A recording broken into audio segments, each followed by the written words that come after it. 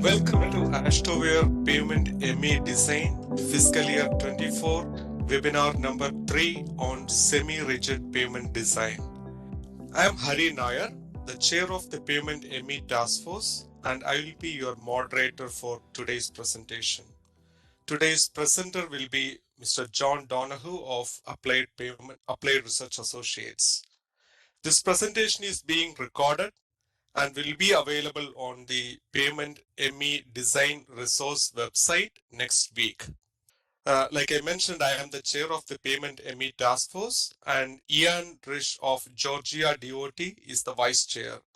The other members of the task force are Ryan Fragapane with AASHTO, he's an AASHTO project manager, Ben Said, AASHTO associate product manager, Patrick Burl with Ohio DOT, Nusrat Morshed with the New Jersey DOT, Kumar Dave with the Indiana DOT, Dulce Feldman with California DOT, Jason Simon with the Utah DOT, Susan Chan with the Ontario Ministry of Transportation, and Tom Yu with the Federal Highway. And now John will begin the presentation. Okay, we'll start with poll questions 1, 2, and 3. Okay, first of all, how many individuals are viewing this webinar at your location? What is your affiliation? Okay, well, thank you for everyone who's attending this. This is webinar number 3. The way things are set up is through AASHTOWare. ARA does 4 webinar presentations a year, fiscal year, and this is the third of the 4 webinars being presented for fiscal year 24. And the system for doing this is that the task force, the AASHTOWare task force, picks the topics that they believe are going to be of interest to different users of the Pavement ME Design software. And this one we're doing is on semi-rigid pavement design, which is kind of a pavement design that's probably overlooked somewhat. It's in the Pavement ME Design program. There aren't many states that intentionally design semi-rigid pavements, but the capability is there, and so that's what we're going to be going over. So quickly for the webinar outline, we'll do an introduction, kind of setting the stage for discussing the semi-rigid design use in PMED. We'll give the definition of a semi-rigid pavement as used in the Pavement ME Design program. We'll kind of run through the Pavement ME Design analysis, at least some of the key screens and inputs to put in there. We'll look at the sensitivity of the Pavement ME Design output to different inputs. And then we'll discuss a little bit the calibration coefficients for an agency that wants to do local calibration to modify the prediction results to better match what they have. We'll discuss how to do that. And finally, we'll wrap things up with with summary takeaways, and then there'll be an opportunity for a question and answer session. So we got 2 hours. This presentation is not going to be nearly that long. So I think we'll have plenty of time for Q&A at the end, maybe more than we even need. So to get started, introduction. As I mentioned, if you're a user of the Pavement ME Design software, you do have the ability to create and analyze semi-rigid pavement designs. Now, I'll go ahead and say this too, is that, this presentation is kind of geared or directed primarily towards users of the Pavement ME Design software, but we'll be discussing some semi-rigid pavement design concepts too that I think, anybody might pick up something from it. So hopefully it'll be worthwhile, no matter what your status is as far as using the Pavement ME Design program. And the semi-rigid design model was last globally calibrated for the desktop, the 2.5 desktop version. I think it was back in 2018, somewhere around there. At the time, we also did the last global calibration of the flexible pavement design as well. So what that means is that if you have 2.5 or later, which would also include the 2.6 desktop version, or the 3.0 web application, those are all going to be globally current. In other words, the models are as up to date as they can be for semi-rigid design. And for the global calibration is as really global calibration for pretty much all the other models. Kind of the same thing, but the pavement performance data used to calibrate those models was derived from the LTPP, long-term pavement performance test sections. I think there were about maybe 40 some, so enough to do the normal split sample um, an analysis for calibration validation. Now, some of the ability, the features of the pavement image design program is we're not going to really discuss multiple overlays on semi-rigid pavements, but we had a multiple overlay feature that was added. In fact, the 2 webinars ago, that was the topic of discussion was the multiple overlay, asphalt overlay feature. And as Hari mentioned, there's that the ME Design website. If you want to go on there, you can access that presentation if you didn't see it the first time it was presented.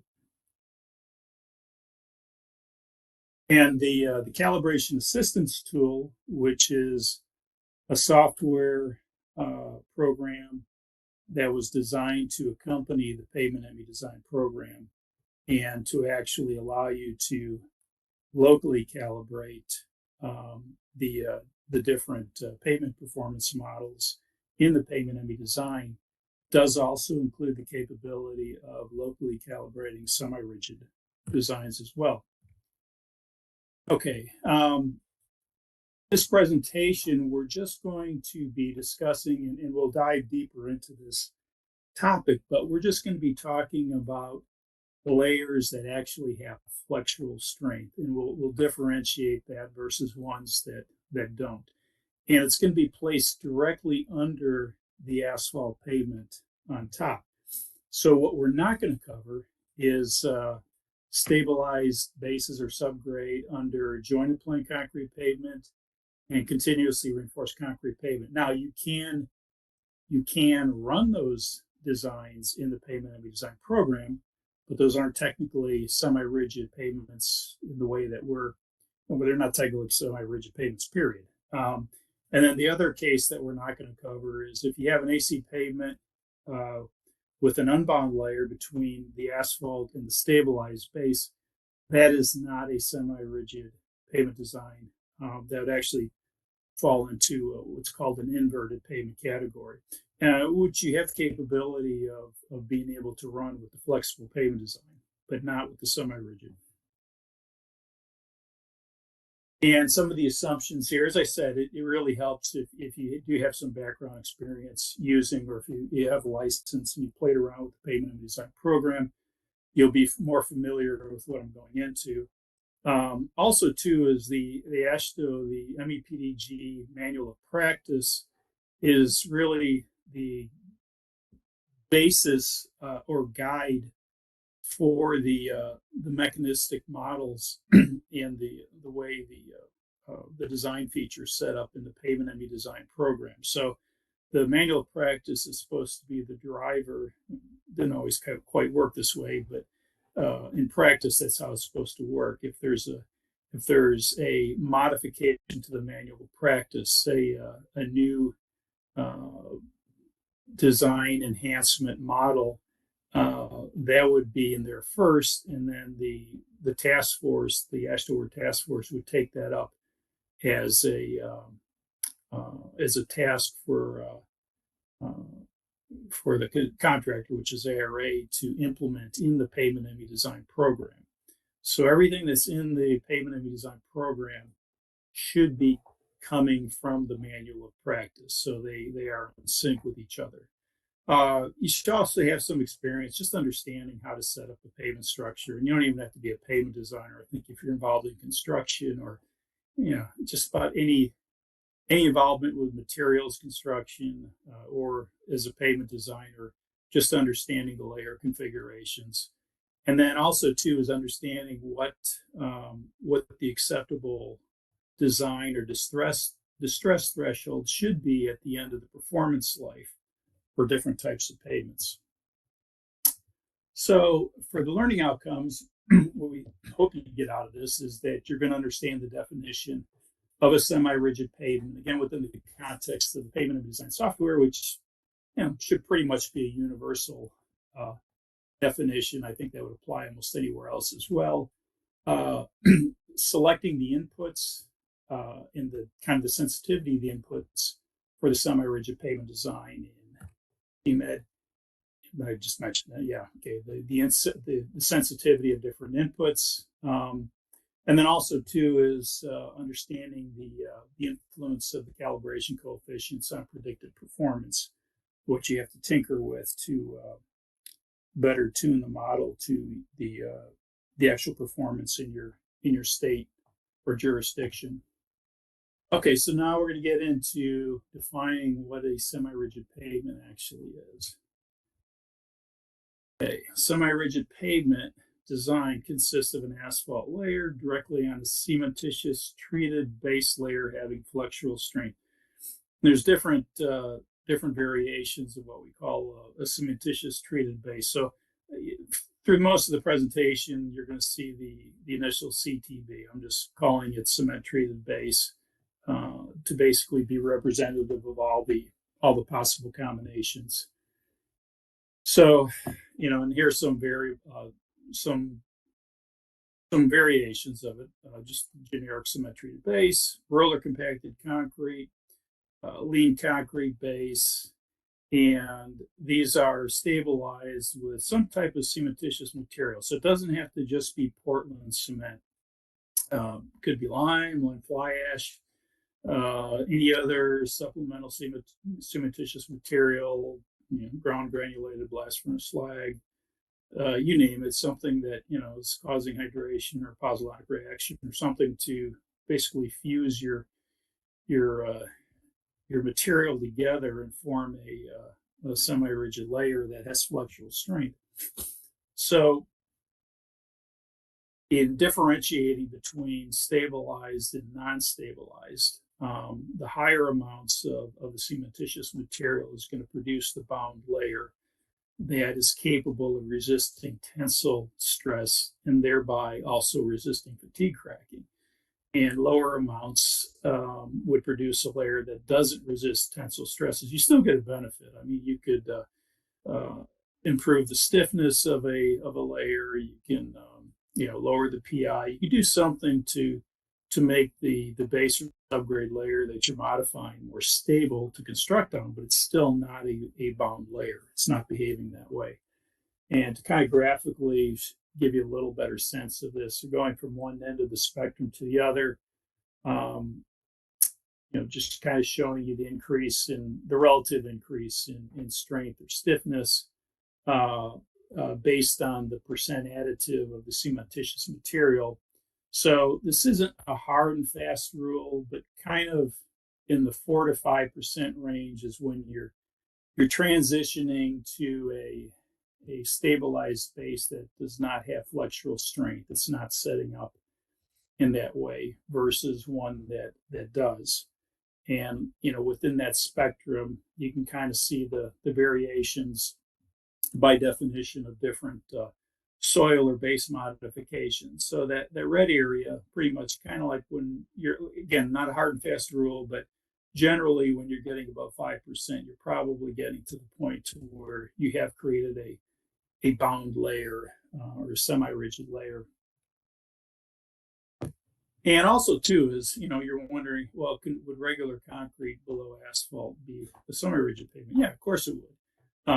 But, one of the benefits of a semi-rigid pavement is that you're able to stabilize the layer economically. So if you're just going to build a regular concrete pavement, either jointed plain or continuously reinforced, if you're going to design it that way, you'd just be better off designing that type of concrete pavement with an asphalt overlay in the pavement MEPDG design. rather than necessarily as a semi-rigid pavement. You could if you wanted to, but yeah, the point is yeah, you could do it this way, but the idea is to save money to make it affordable. So that's why you're generally not going to be doing a regular concrete pavement under that. Okay, now we're going to dive into the pavement MEPDG design analysis using the software. Now, I'm using screenshots from the web technology application. So if you have the desktop version, if you're using 2.5 or 2.6, it's not going to look like this. But we got to kind of pick one to use if we're going to demonstrate with, and eventually, some few years down the road, we're going to start sunsetting the desktop versions and have everybody fully switched over to the web application. So it's kind of good to start getting familiar with it at this point. So here's our opening screen, and we're doing is we're going ahead and I'm just putting a name in there to get the ball rolling. We're going to call this semi-rigid example. Create that, and then what we have here is our screen to do different options. The design workspace is basically the area you want to be in, the tab you want to be in order to change things. Running design gives you basically the status of designs that you're running through the analysis. Completed designs gives you the completed output. Well, what we're going to do here is, I should have a bigger cursor. You can see this. I'm circling the pencil. You click on the pencil, and then it takes you to this screen here. And this is where you start selecting your different categories of inputs to complete your pavement. Now, on the general information tab, which is where we're at here, we called this the semi-rigid example. And then we're selecting, there's a drop-down menu here. This is going to be a new pavement. The next step is the drop-down menu for pavement type. We're selecting semi-rigid pavement. We have a default of 20 years for the design life. We'll stick with that. There's three entry dates for the base construction, pavement construction, traffic opening date. Probably should have had all these in the same year. I don't think we're going to be waiting a year after we lay the base to build the pavement on top of it. But anyway, that's neither here nor there, really. Okay, so once we do that, then the next tab here is performance criteria. And these are your key distresses for the semi-rigid pavement type. And over here, what we have is the limit is in whatever units each of these is measured in. This is your threshold limit at the end of the design life. In other words, you don't want it to exceed that. You're running a certain design. If it exceeds something that's of importance to you, then you go through another iteration of changing the design and rerunning the analysis. You have the reliability levels here. We're just going to stick with the defaults that we have for each of these limits that are already embedded in the pavement design program, as well as the reliability levels that are there too. You'll notice some of these you don't have the opportunity to set different reliability levels because we didn't have a practical way of actually measuring the variance of these distresses in the field. But for most of those, you do have that opportunity. So let's talk about these different models, how to look at these. You have the total rut depth in the individual asphalt layer, the unbound aggregate base, and the subgrade layer underneath the semi-rigid layer. Obviously, the semi-rigid layer itself shouldn't be rutting, but it's recommended that you just basically do the total rut depth if you're going to try to calibrate a model locally. The reason being is because unless you're cutting trenches, you really have no way of discerning rutting in individual layers. And it should be noted that even for the long-term pavement performance program, trenches were not cut. So that's just something that's very seldom done by anybody because it's very destructive and it's kind of a hassle to do and to have to repair after you do it. But then as far as cracking goes, it's also practical to combine the fatigue cracking. Now, when we say fatigue, this may be a little bit confusing. When you think fatigue, think longitudinal. We're talking longitudinally in the wheel paths. That's fatigue cracking. So our longitudinal fatigue cracking, it is recommended to basically combine the bottom-up fatigue cracking prediction in the asphalt layer itself, the top-down fatigue cracking in the asphalt layer itself, and then the reflection cracking is you're going to have cracking in the cement-treated base, and those cracks are going to reflect through the surface. But again, what you see on the surface is going to be all of these together. Again, unless you're doing some type of really intrusive coring, cutting, trenching, or whatever, you have no good way of differentiating these. So it's recommended to go ahead and calibrate for the total of the longitudinal fatigue cracking. Similarly, for transverse cracking and reflection cracking, which are both transverse in nature, you have the transverse cracking, which is thermally instigated in the wearing surface layer, and then you also have you're going to have transverse cracks in the cement treated base. I should mention too, the reflective cracking back here for the previous one. Reflection cracking, this is after you start to have fatigue. Okay, so in other words, you build your cement treated base. It's not anticipated you're going to have fatigue cracks right away. Eventually you will.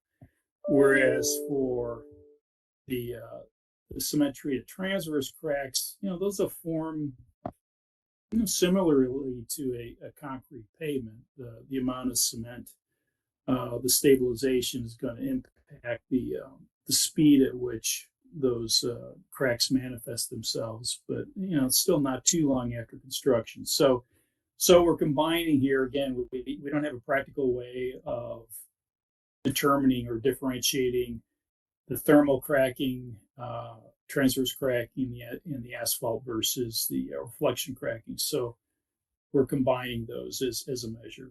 And in addition to that, of course, we have IRI or smoothness as an indicator of performance.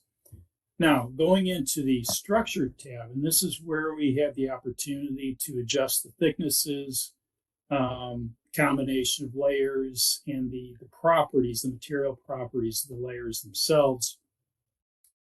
One of the hangups, not a big hangup, but just something you have to be aware of and make sure that you do address it, is the fact that here you have to have a minimum of 2 unbound layers underneath the cement treated base. The reason why is because when the performance predictions were set up for reflective cracking, neural networks were used to approximate these stress intensity factors, and the models that were run had an additional aggregate base underneath the cement treated base.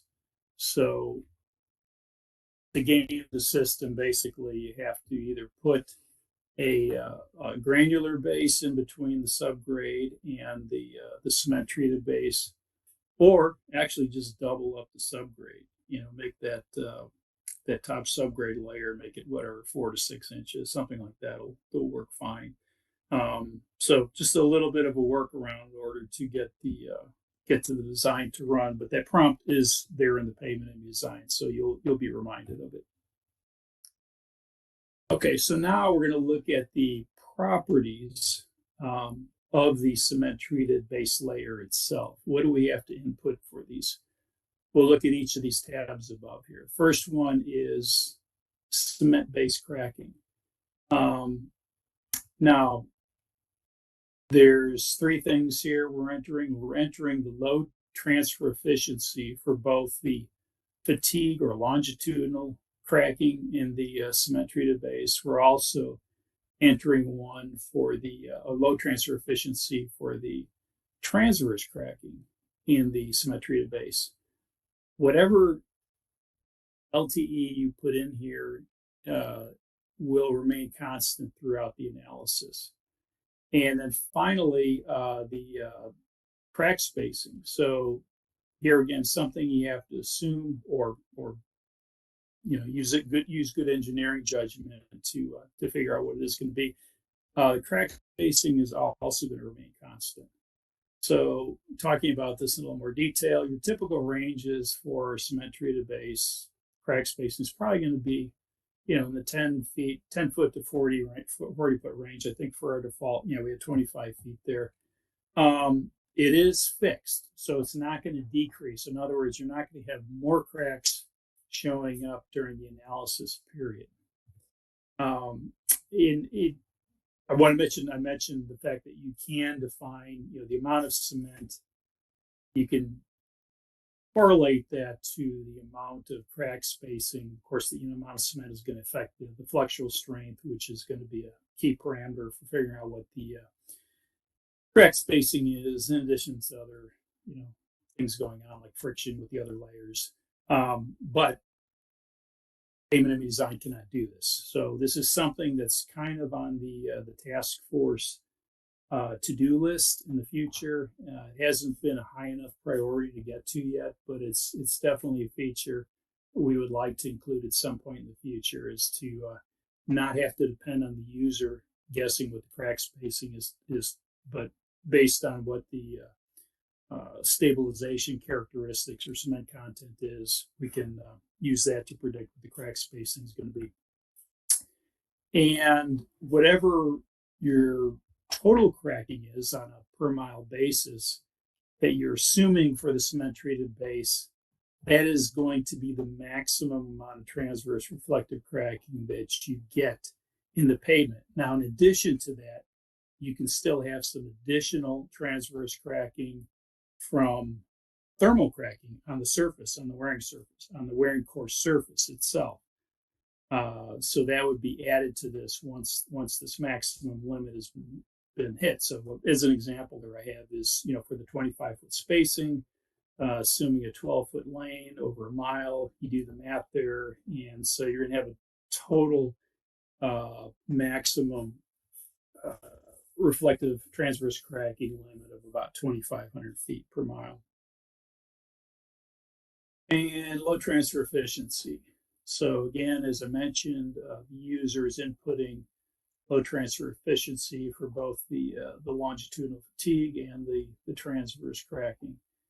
And it is fixed. It's not going to change. And what the importance of trying to pick a good low or a reasonably good low transfer efficiency is the fact that it influences the stress intensity factor. And the stress intensity factor is kind of the key component in the fracture mechanic model simulation, which is the basis of predicting cracking for both reflective cracking and also for top-down cracking as well. So, and well, what can you do? Fatigue cracking, there's really no practical way of measuring that directly. You can't really set up a falling weight plate and a geophone next to it to line up right over, because normally fatigue cracking shows up as multiple cracks, and it's an area stress measure. So you don't have a nice clean continuity to measure low transfer across. Now, for transverse cracking, you could technically do that if you want to go out there and do it. Most people, I think, are just going to be guessing what it is, or coming up with an educated guess. Okay, and then some of the other material properties, Poisson's ratio, unit weight, those are pretty straightforward. Cement-based strength, which deals with the modulus of rupture, the flexural strength, and the elastic modulus of the cement-treated base. So you see a minimum value, the default is 150,000, and then for this purpose, the default for the design, the 28-day strength was 2 million. Now, this shows you the AASHTOW test used to measure those categories of material properties. Poisson's ratio being the ratio of lateral strain to axial strain. And 0.2 is probably a pretty good default to stick with. It could vary a little bit if you actually measured it, but few people would bother. Now, the modulus of rupture, this is going to vary. Obviously, you're not, for the most part, you're not going to design a CTB, as I said earlier, as a regular concrete pavement. So you're not going to get regular concrete flexural strength. But a fair range for cement treated base would be somewhere between 300 to 500 psi.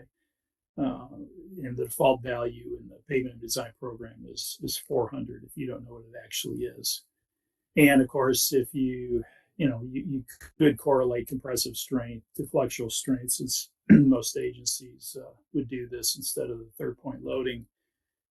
And again, similar to load transfer efficiency, crack spacing, the flexural strength does not change over time in the pavement MEPDG design, and that's important to note as we get into the next couple slides here. Now, the elastic modulus, the design elastic modulus is the modulus at 28 days. And as you saw on that screen previously, the default there was 2 million, but it can range from typically a million up to almost regular concrete at 4 million. There's also an elastic modulus minimum. I'll explain why this is necessary, but normally as the cement treated base would endure repeated loading, your modulus is going to decrease from fatigue damage. But the problem here is as the modulus decreases and your flexural strength stays the same, then your tensile stress is also going to decrease in the layer.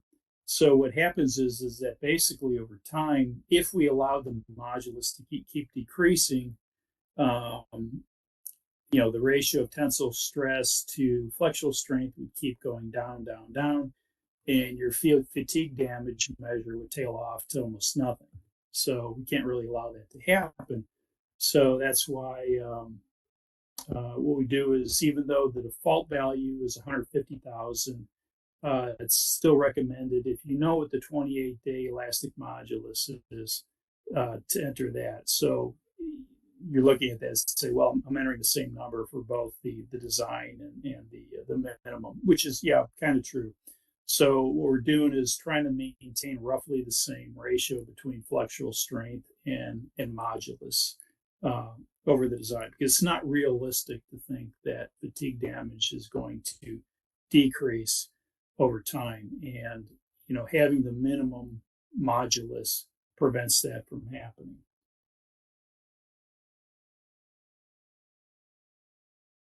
And the relationship between elastic modulus and flexural strength, which you would find out in the laboratory if you run the tests, is going to vary depending on the degree of the cementitious material stabilization.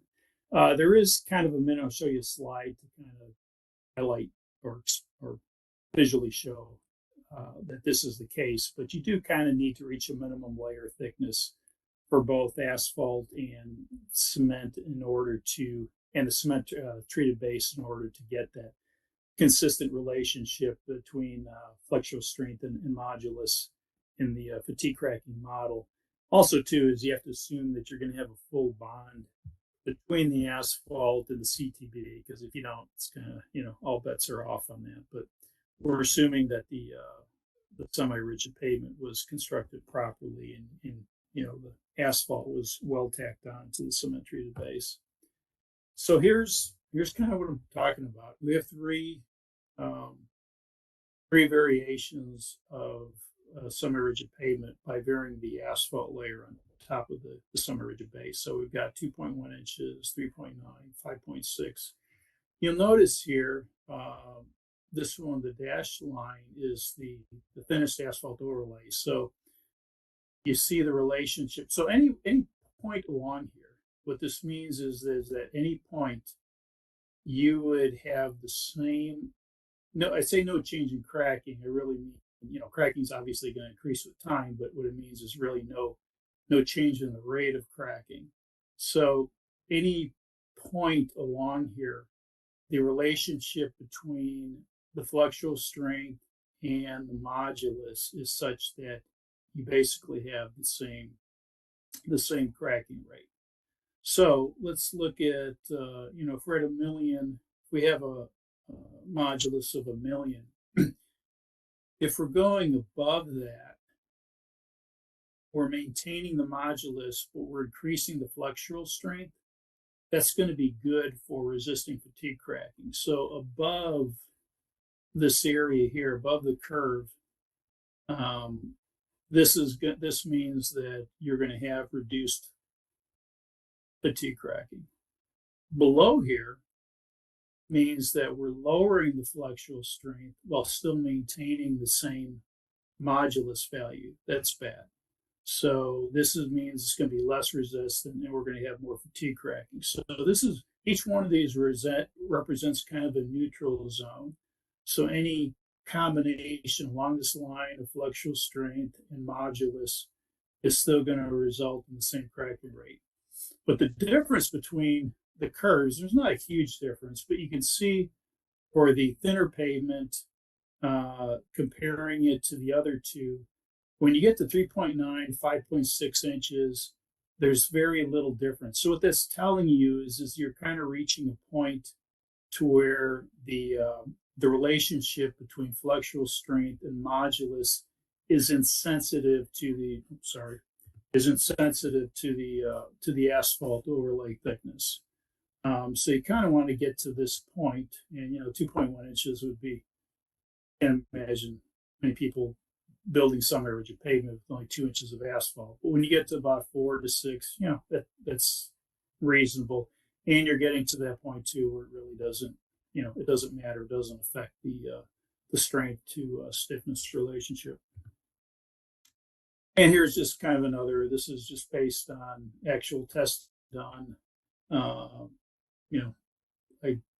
for a particular type of lean concrete based material, and just showing you kind of the relationship, the neutral line relationship between flexural strength and modulus. Okay, and then the last tab to input for material properties for a semi-rigid layer is heat capacity, thermal conductivity. Normally, these aren't tests that a DOT or an agency has the ability to do themselves. There are ASTM tests for doing it, but showing you the range there. But most people would just stick with the default values for lack of better information to use. Okay, now you have the ability to. There's a thickness optimization feature in the Pavement MEPDG design program, and the neat thing about this is you can set a range for one of the layers. In this case, you see I clicked the cement treated base, and the current thickness, design thickness was 10 inches, but we're going to go ahead and running it from 8 to 12 inches. And what it'll do is it'll produce the thickness rounded to, I think, 1/10 of an inch or something, that meets the minimum distress threshold criteria that you're setting for the design layer. There's also another feature which is called the sensitivity combination, a little bit different. You can use this. You can also use this for thickness. Where this varies is that it's not giving you the optimized iteration outright. You're setting a range. In this case, the same range, 8 to 12 inches. Number of increments at 4. So in other words, it's going in half-inch increments. It's going from 8 to 8.5 to 9 to 9.5, and it'd be an inch increment. That's right, going from 8 to 9 to 10 to 11 to 12, and it'll give you the results for each one of those. Now, there's also other things you can check with the sensitivity analysis to other features of each of the layers. And I'm not going to get into that because that's not the scope of this discussion. But I just want to point out there's some great features to use in the Pavement MEPDG design for sensitivity analysis.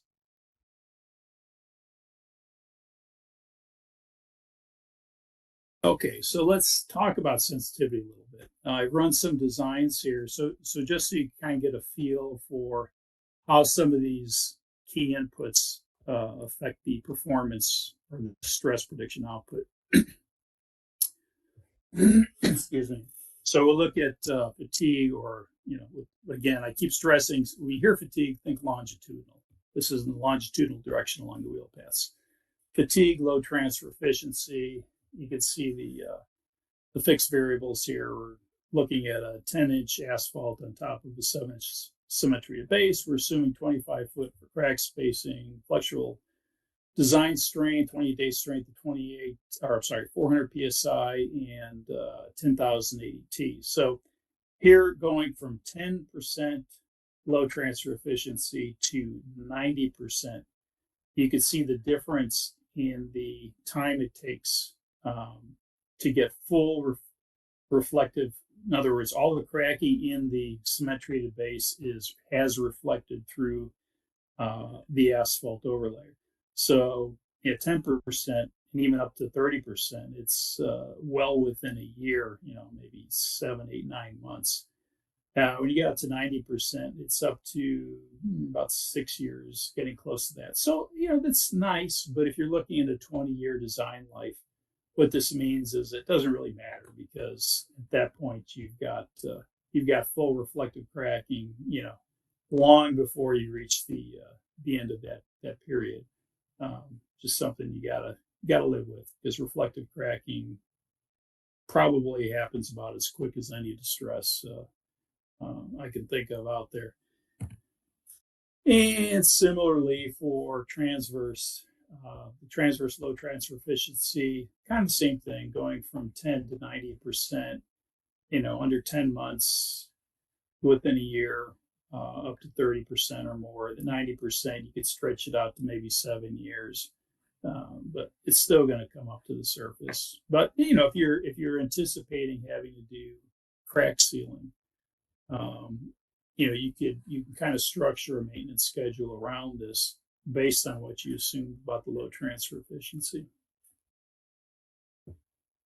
Okay, here's a little bit different design. We're just doing 8 inches of asphalt on top of a 7-inch cement treated base. We're looking at the impact of the modulus stiffness in the CTB layer.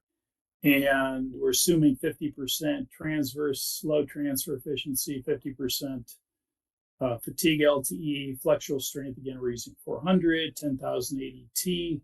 And as we mentioned before, if your fatigue or your flexural strength is held constant, and then as you increase the modulus, it's not good. Your increase in stiffness with a fixed flexural strength is going to result in greater fatigue cracking. So it's doing what we expect it to. For flexural strength, if we fix our modulus, basically same pavement design, but we're saying the default modulus is 2 million. We're keeping it at that, and you can see the impact that flexural strength has at a constant modulus. As you increase strength, your fatigue cracking drops off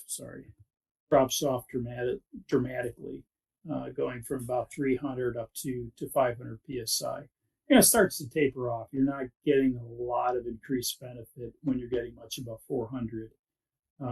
So it's probably a good flexural strength to shoot for if you're designing a semi-rigid layer from scratch. Okay, the influence of the cement treated base thickness itself. Again, we have a 8-inch asphalt pavement on top. We have 50% LTEs for both transverse and longitudinal. Same flexural strength of 400, modulus 2 million, 10,000 trucks. And you can see as you increase the thickness, you are benefiting when it comes to fatigue cracking. So you're going from 12% at 6 inches down to 4% at 8 inches. So definitely the thicker cement treated base is improving your resistance to flexural longitudinal fatigue cracking. Where it really doesn't make a difference is in transverse cracking, and that's because basically this is mostly thermal related. The amount of thermal cracking you have is going to be completely due to the asphalt binder properties of the wearing surface, pretty much mostly, and the thickness or the support you have underneath from symmetry to base isn't going to make a difference there.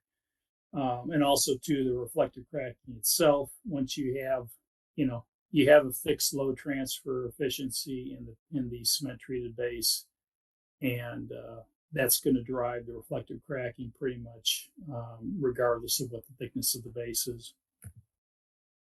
Truck traffic, our last sensitivity input we're going to take a look at here. Again, we've got 8 inches of asphalt and a 7-inch symmetry to base, 50% load transfer efficiency, flexural strength 400 psi, modulus 2 million. This is a mistake. I'm varying truck traffic, so obviously I don't have a fixed input of 10,000, so sorry, ignore that. And you can see here, again, fatigue cracking, the increase in traffic does make a difference. You increase fatigue from 4% to 8%, going from 6,000 to 12,000. But you're flat-lined on transverse cracking, pretty much for the reasons I stated. The amount of transverse cracking is, it wouldn't be technically correct to say it doesn't matter at all, the loading, because you do have some bending and shear stresses that influence some of the reflective cracking you see, but very little. Almost all this is thermal related, related to the cracking and the symmetry of the base below. So virtually no impact on that. Okay, now last category we want to talk about is the calibration coefficients. What do we do if we want to improve the prediction of our globally calibrated model, which is what you start with in the pavement MEPDG design program, to match the performance of semi-rigid pavements in your own state or jurisdiction? So there are actually 4 categories of distress predictions that are going on here. The cement stabilized material fatigue, cement stabilized SM, it's called SMN, CSM cracking, and then the 2 reflective cracking, longitudinal and transverse. Okay, so these are the only 4 models that we can tinker with, but in practice, really only 2 of them we can do anything with. So if you go to the calibration tab on the pavement MEPDG design, it'll pop up all the different available categories of distress prediction models that have calibration coefficients. So you see the first one here is CSM fatigue. What this is basically the damage accumulation. This isn't even the cracking. This isn't the cracking prediction in the symmetry of base. This is just the damage accumulation, which I'm not going to go into this in detail, but basically it's kind of a 2-step process. When you're modeling this design, there's cumulative damage that may not manifest itself as a visual distress, but it's happening. It's slowly breaking down this layer, even though you may not see a crack yet. And so that's basically the model of the equation to determine what that buildup in damage is over time.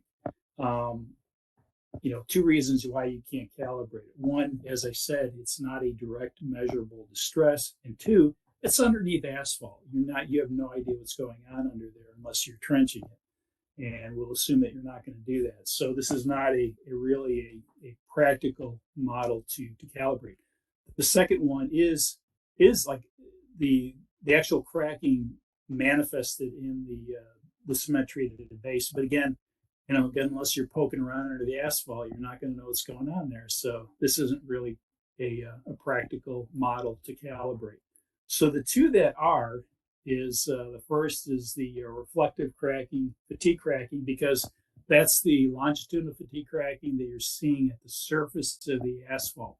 You can see it, you can measure it, so it means you can calibrate it. And then here we'll go ahead and show what exactly is going on when we calibrate. These are the formulas, two formulas. I mentioned the first is the damage accumulation model. And this is basically kind of three components. You have this K value here. This is the stress intensity factor I mentioned before, and C2, K2, C1, K1. These are the calibration coefficients. B is for bending, S is for shear, T is for thermal. So for reflective cracking, fatigue cracking, which is longitudinal, it's mostly your bending and your shear that have any significant presence. Thermal cracking is pretty much zero, but it's still there in the formula just to show you. So this is the damage model. This is the damage accumulation in the layer. But again, there's not a practical way of showing you, what how that damage accumulates.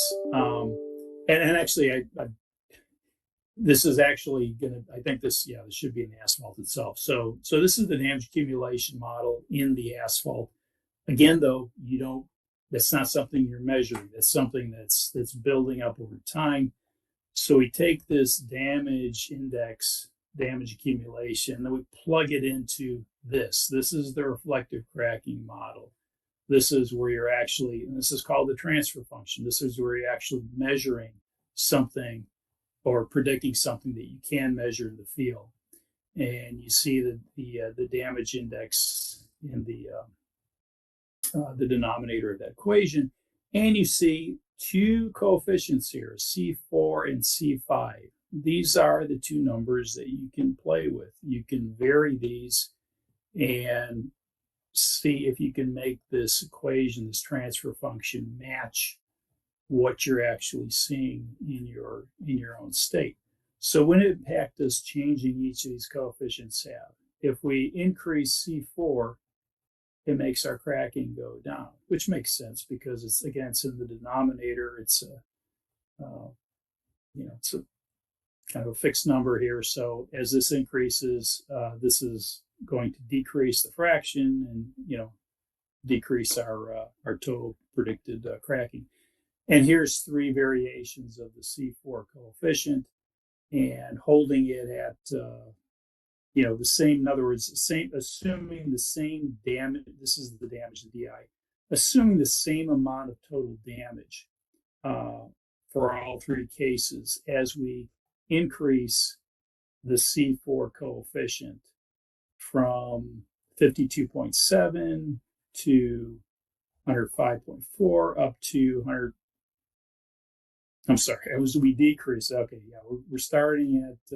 We're starting at 52.7 up here, and we're going down. We're going down to 105.4. We're going down to 158.1. So increasing the C4 number, which is we're increasing going down, decreases the reflective cracking. So kind of the opposite, though, is true for the C5 variable.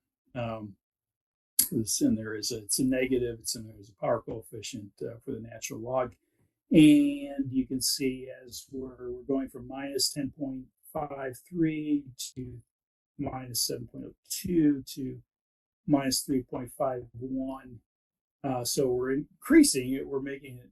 It's going up. The negative number is decreasing. You can see that your reflective cracking is also going up as well here. So anyway, in short, that's the impact of adjusting the C4 and C5 coefficients. So primarily, if you're trying to calibrate fatigue, longitudinal fatigue cracking in a semi-rigid model, this is what you're going to be working with.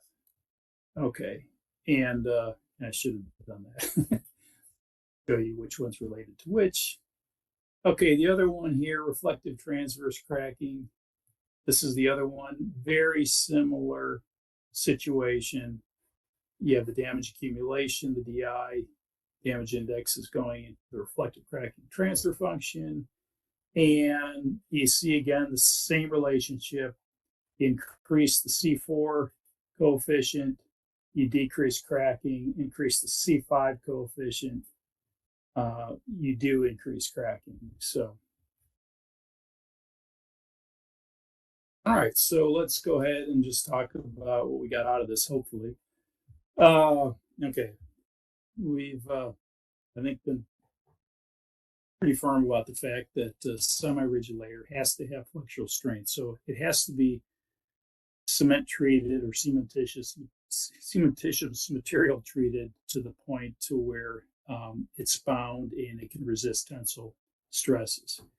For the design within the pavement and design program, your semi-rigid layer, cement treated base has to be directly below the asphalt layer. Crack spacing is input by the user and it remains constant in the analysis, which also means is that your maximum reflective cracking will peak at whatever the total amount of cracking you have, or you've assumed in the cement treated base, and it won't exceed that over the analysis period. And since it's not practical to separate the different types of transverse cracking, the different types of longitudinal cracking, if you're just measuring the stress from the surface, which most people would do, then you're better off just combining those as your performance indicator over the design analysis period. And flexural strength and elastic modulus went into some detail about this, the fact that they have an opposite effect. If you fix your flexural strength, increase the modulus, cracking goes up. Whereas if you fix your modulus and increase your flexural strength, the cracking goes down. So they have, if you fix one and vary the other, they have opposite consequences. And also too is kind of I don't know if you want to call it an anomaly or whatever in the analysis, but the fact is you can't allow the modulus to keep decreasing, because that's going to decrease the ratio of the tensile stress. Lower the modulus, the lower your tensile stress, which means the ratio of the tensile stress to the flexural stress is going to keep going down, which means your damage is going to basically bottom out, zero out at some point, and that doesn't match real life. You're going to continue to have fatigue damage over time increase, and so you have to, again, maybe call it gaming the system, but we have to set that minimum elastic modulus value for the cement treated base to make things work. And the load transfer efficiency that you preset in the pavement and design analysis does have an impact on the rate of reflective cracking. I showed you those graphs. We varied the LTE from 10 to 90%. So again, if you're looking at a 20-year design life, kind of doesn't matter because it's all going to reflect through anyways. But if you're looking at the first 6 or 7 years of performance in a typical semi-rigid pavement, the load transfer efficiency will make a difference in the manifestation or the appearance of those cracks on the surface. And if we're doing a local calibration, I showed you the two key coefficients in the transfer function, which relates the damage, accumulated damage, to the actual cracking that appears on the surface, and how each of those are adjusted to, or how each of those influences the prediction of cracking. Okay, and with that, I guess we're going to, hopefully Wooter had a chance to load those poll questions.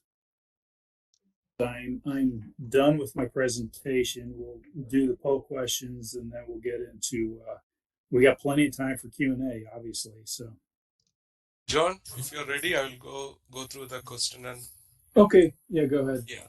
Some of them Harold already answered, actually most of them. Uh, Oh, good. I'm glad to be surprised. I hope the participants can see that the answers. Uh, but in general, the couple of initial questions were, what is semi-rigid pavement? I think you already explained that, but Yeah, hopefully, yeah. yeah. Then the second question also similar. AC wearing course over AC base over cement stabilized subgrade qualify as a semi-rigid pavement.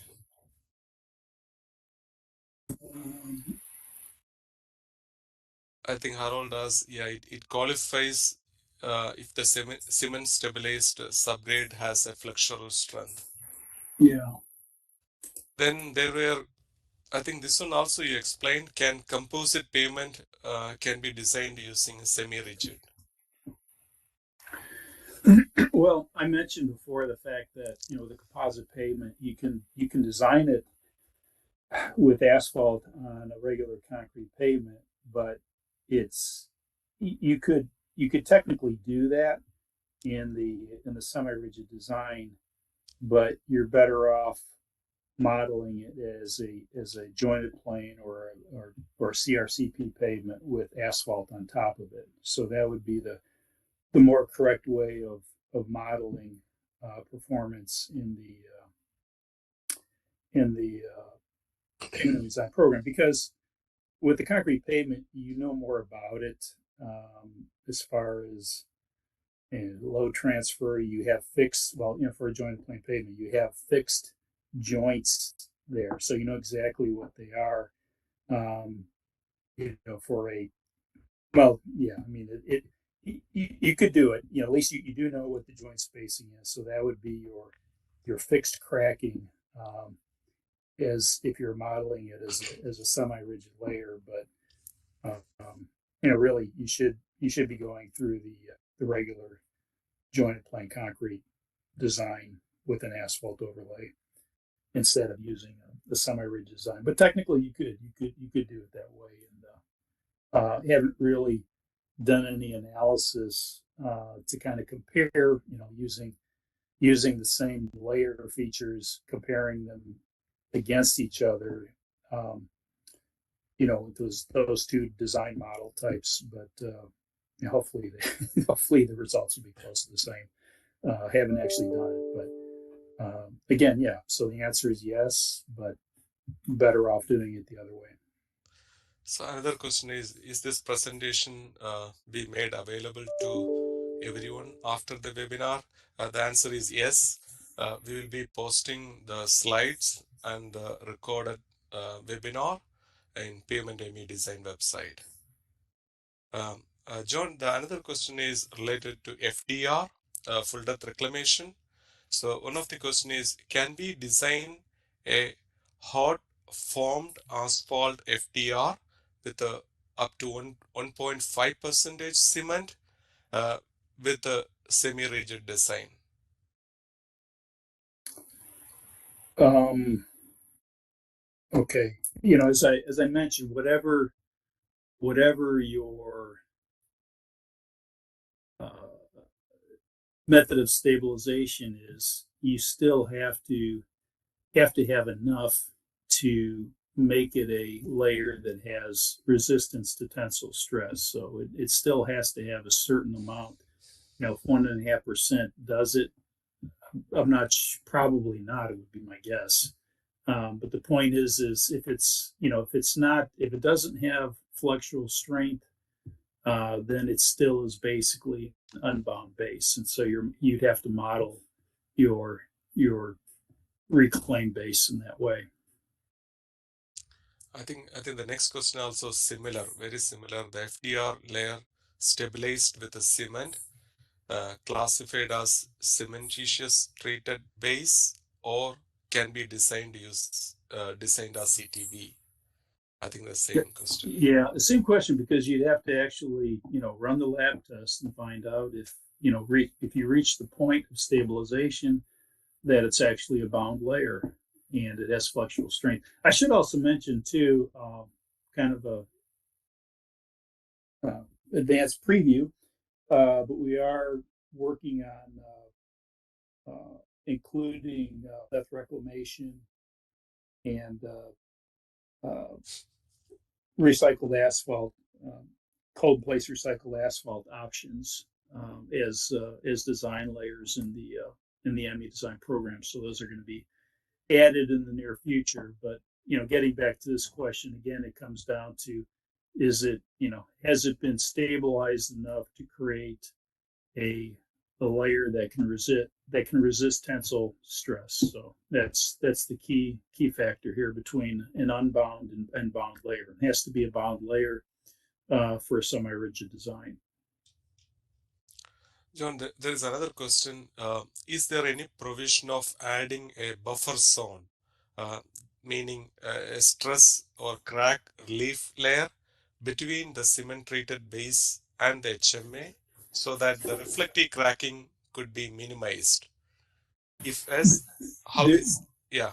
yeah, which is, and I mentioned that at the beginning of the presentation, the fact that we were specifically not uh, we're not talking about that type of pavement in the presentation. It's not technically semi-rigid design. That would be an inverted design to have some type of stress alleviating interface between the stabilized base below and the asphalt pavement above it. But you can perform that design in the pavement ME design, but it would be as a flexible pavement design where you have a stiffer stabilized base underneath an unbound intermediate unbound base below the asphalt. So you can design that. It's not a semi-rigid design pavement, but you do have the ability to do that in pavement ME design as a flexural as a new flexural design as a John,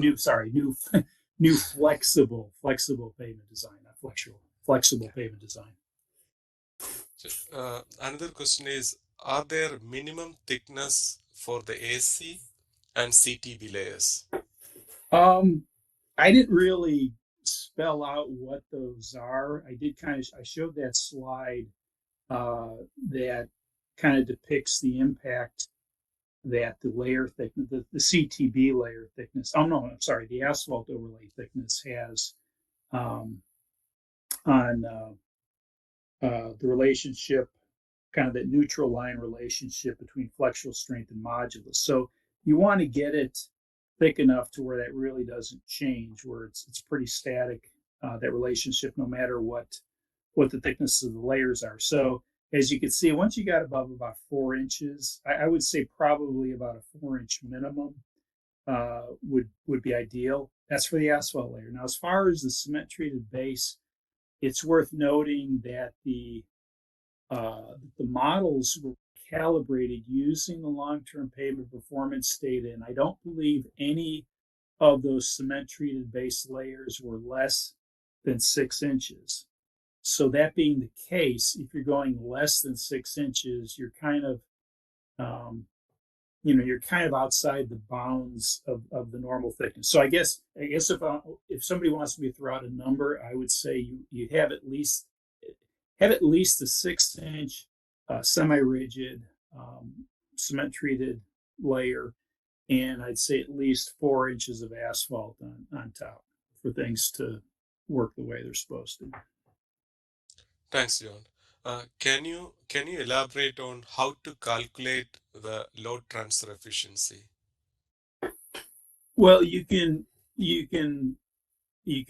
measure load transfer efficiency. You can only do it across the transverse uh, cracks, obviously. As I said, there's no practical way of doing it across the longitudinal cracking from fatigue in the wheel paths. But for the transverse, pretty much the same way as you would on top of concrete on a jointed plane pavement. I mean, you've got with a falling weight deflectometer, your load plate on one side, and with the geophone, and then your other geophone on the other side, and you know, same way, taking the ratio of deflections across the crack. John, I think the next question is an important one. If we don't have enough sections to do a local calibration for our semi-rigid model, can we still use some of the locally calibrated coefficients from our flexible model? That is, will our semi-rigid model be more accurate to use locally calibrated coefficients where we can from our flexible? It's a long question, but Okay. basically, I think he is intending if we don't have enough sections to do a local calibration, what is the best way to do this? Okay. I'd have to think about this a little bit because you're kind of mixing models a little bit here. Now you the calibration model I showed you with the damage and the transfer function, that was for the asphalt layer. So I think if you were you well, okay, let me say this is that the in I don't want to confuse people here, but the models themselves have both different types of coefficients. They could be like a C or a K coefficient or a beta coefficient, but there's the lab derived coefficients, which are for the mixture properties themselves. I think typically those are the K values. So those are going to be the same regardless of the type of pavement model you're looking at. So those coefficients would be the asphalt properties themselves, uh, through testing, dynamic modulus, creep compliance. So this is the asphalt is asphalt. It's going to behave that way, and those lab derived coefficients should be the same. However, what's going to be different are the transfer function, where the calibration coefficients to relate, again, the cumulative damage versus what you see in the field.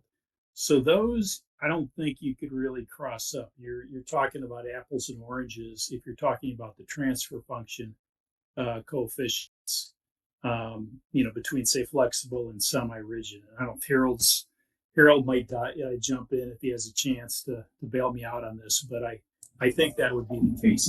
The lab coefficients, the material coefficients could probably be used, but not the field or the transfer function coefficients between pavement types. Okay, yeah, those agencies that have found or have sufficient sections to do a local calibration of the semi-rigid pavement models, you're correct. The calibration coefficients for like rutting, uh, thermal or transverse cracking, those have been found to be applicable between semi-rigid and flexible pavement design. So just about all agencies I'm familiar with have found no difference. The big difference is in calibrating the fatigue of the chemically stabilized layer, and then obviously the reflection cracking. The fallback position, I guess, that we would suggest is to use the globally calibrated coefficients. That's the safest or more conservative because with the LTPP sections, there was really no difference in terms of reflection cracking for using different types of materials between the CTB or and asphalt concrete wearing surface if you're talking about crack mitigation layers. So again, if you don't have enough sections, I would really use the global coefficients that were defined within the calibration or global calibration process.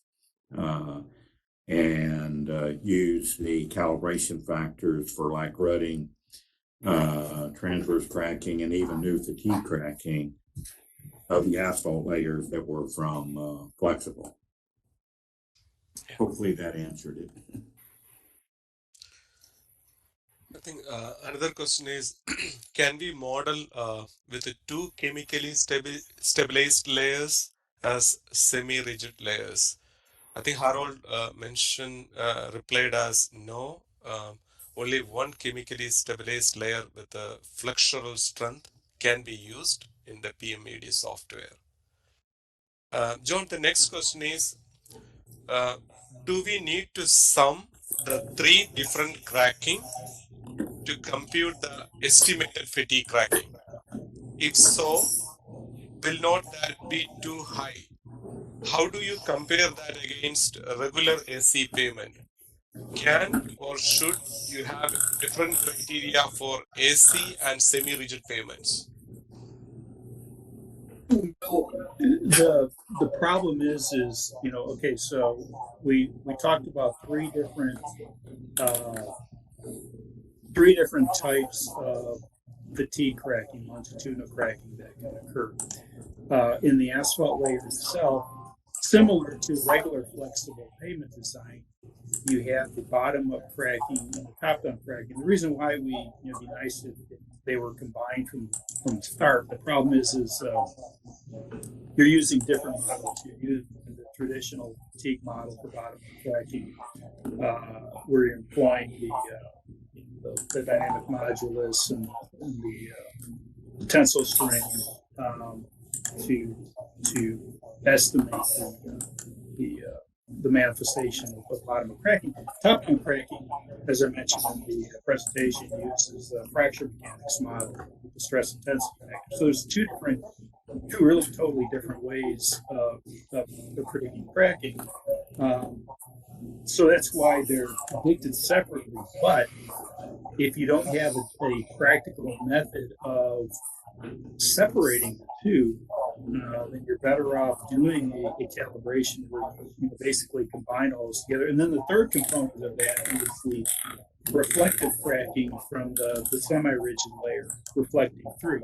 Again, how do you know the difference between that and say bottom of cracking? You really don't. In the bottom of cracking starting in the asphalt layer itself.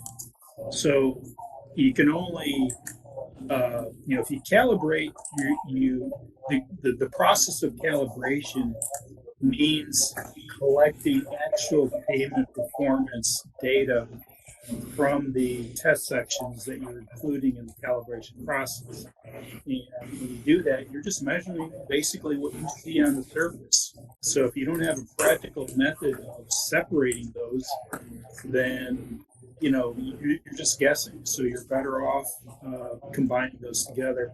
And same thing for transverse cracking between thermal cracking, which is occurring, on the wearing surface, basically, and then the reflective transverse cracking from the transverse cracks in the semi-rigid layer below. Unless you're coring or doing something destructive to the pavement, you really don't have a means of separating those two. So again, you're better off combining them. Thanks, John. John, the next question is, can we design cement treated FDR as semi-rigid pavement? This, similar to the previous questions, if it has flexural strength, if it's a bound layer and it can resist tensile stresses, then yes, you can. And also you mentioned we are coming with for FDR, we are coming with right. Yeah, we're going to have that option. The cold recycling layer option, design options in FDR. That's a upcoming feature later this year. Yeah. So another question is, what would be the minimum asphalt depth recommendation on top of the CTB to be suitable to use as a semi-rigid method?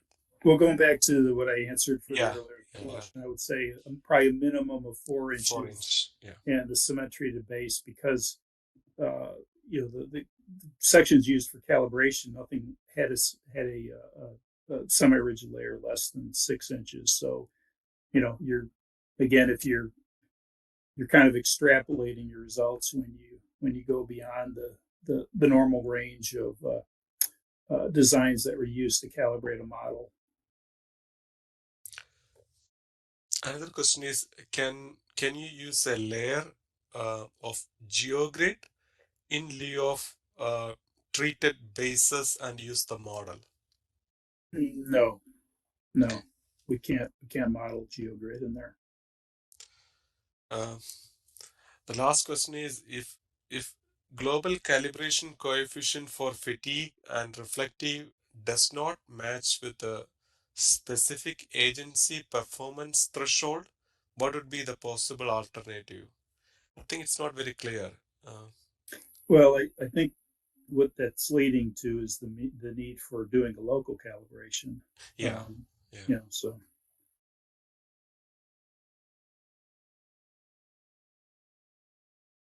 Then how can we model an HMA overlay over existing HMA over JPCP? that's in the payment and design model. I mean, Yeah, yeah, that would be okay. You start with the jointed plane pavement. You model it with the first asphalt overlay, and then you have the ability to with the multiple overlay feature, you can also model a second asphalt overlay yeah, that's in there. That's another discussion, but that's definitely doable in the current pavement ME design software. yeah. And the software now allows multiple overlays. Um, I think, John, that's all the questions I see. The webinar 4 will be announced later this year. And please submit your suggestions for fiscal year 25 webinar topics. And the future webinar topics for fiscal year 25 will be defined by the task force and announced in the PMED newsletter after the task force meeting in October. And like I mentioned before, the slides and the recording of this current webinar will be posted in AASHTOWare Pavement ME Design um, website. In terms of upcoming events, the AASHTOWare Pavement ME user group meeting will be held in September 4 and 5 in Atlanta, Georgia. Please save the date, and additional information will be made available in the near future. Thank you all for joining us today, and we hope that you found the information provided helpful and timely. Just a reminder again, the slides and recording will be available in the payment medesign.com soon, where you can also find all the previous webinars recording and slides also. Please feel to reach out to me or any of the task force members, uh, including Ryan Fragapane with AASHTO.